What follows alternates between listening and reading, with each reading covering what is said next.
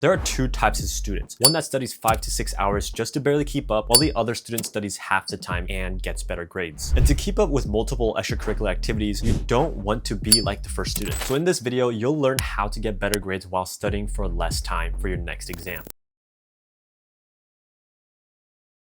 If you don't know me by now, my name is Shinwoo Lee, and I founded the most selective college admissions consulting firm, Inspirate Consulting. And back when I was in high school, I took 11 total APs, 5 of which I took in my junior year, and ran multiple clubs as president at the same time. And as you can tell, it simply wasn't possible for me to spend 5 to 6 hours studying for my exams. So the first tip is to test yourself before the actual exam. There's a high chance that you've studied the night before a math test, told yourself, yeah, I got this is so doable. But come test day, you get stuck on the first question. This is exactly what the illusion of understanding is. It's a cognitive bias that makes someone believe they understand something more deeply than they actually do. So when actually tested to apply this knowledge to like a test, they realize they don't truly understand it. This is why testing yourself before the actual exam is so crucial in making sure that you actually understand and are prepared. From the list of questions you've gone through either in class or homework, create a small test for yourself with a good mix of hard, medium, and easy questions. This way you can truly grasp where you're at and figure out which areas of the topic you're most familiar with. And bonus points if you're able to ask your teacher for practice questions that are similar to the exam. The second tip is based on an age-old quote from a Latin proverb: repetition is the mother of learning. There's nothing better you can do to learn something new than familiarize yourself with the material by looking at it multiple times, over time. I emphasize the over time part so much because cramming has long been known as the worst way to study. This is because the hippocampus region of the brain more than likely fails to move those short-term memories into long-term storage, which means the things you think that you understand and memorize don't actually come to you during the exam the next morning. Cramming also increases your stress levels, which negatively impacts your ability to concentrate and truly retain information. This sense of false confidence is a reminder back to the first point, the illusion of understanding. The most important thing to do is to actually schedule your days out and plan accordingly when and what you'll study days ahead of the exam. Less cramming and more planning. It's simple, but it's hard to actually implement. Classes like bio and chem, you're most likely going to read a lot of textbook pages. But don't worry, because tip number 3 is about how to actually read a textbook when trying to prepare for an exam. Chances are the last time you had to read a textbook to prep for a test, you just tried to read through it from beginning to end over and over again to try and force information into your brain. First, stop. Second, you need to understand that a textbook is not a novel. You're not supposed to read a textbook from beginning to end just like a novel would. Here's what you actually do. First, flip through each page. Don't think about reading any words, just a quick glimpse at each page, looking at the graphs and any pictures and just getting a feel of how long the chapter is. And second, flip to the end of the chapter for either a knowledge check or chapter quiz. Now, Shinwoo, why am I looking at these questions if I haven't even read the chapter yet? Great question, but you're not looking at these questions to answer them just yet. You're simply looking at them to know exactly what to look for when reading the chapter. After that, flip through and focus just on the bold print. So this is like headers, subtitles, and subheaders. Next, read the first and last sentence of each paragraph. If the textbook is from a good group of authors, the first sentence should be an overview of the rest of the paragraph, while the first sentence is a good summary of what it was about. You're not going to be reading these two sentences for comprehension. It's simply for exposure. And last, to connect all the dots from the previous steps, actually go back through the chapter from front to back. You might think this takes a lot of effort and is more time consuming, but I promise you this is much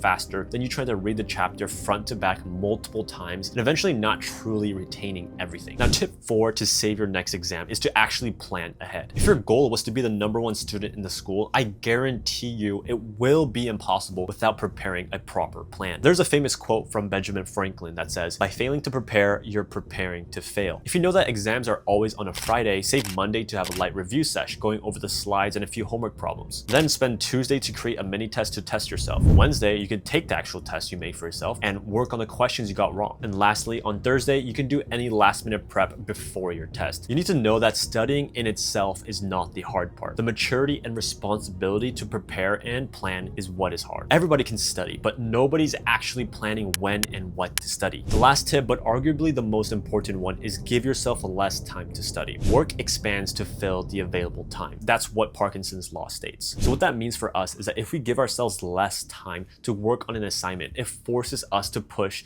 and get it done within that time frame. Maybe you've done this before, but when there's a 2-week 2-week-long project, you don't actually use the days within the 2 weeks to work on it. You wait until the last 2 minutes or something, but eventually get through it, no matter how long you have to sit on that chair on the last night. But because of this fact, we can use it to our advantage by giving ourselves less time to study or whatever it is that you need to do. If you need to write an essay for AP Lit, for example, instead of giving yourselves 3 hours to work on it, how about 30 minutes? I don't want you to expect that you should be, finishing within 30 minutes, but you'll be surprised by how much you can truly accomplish when you're in a time crunch. So that's everything for this video. I hope you take at least some of these tips into your next study session, and let me know which tip you like best by commenting below. And if you're interested in our selective consulting program, you can apply below and subscribe to help us hit 10K subs by the end of the year.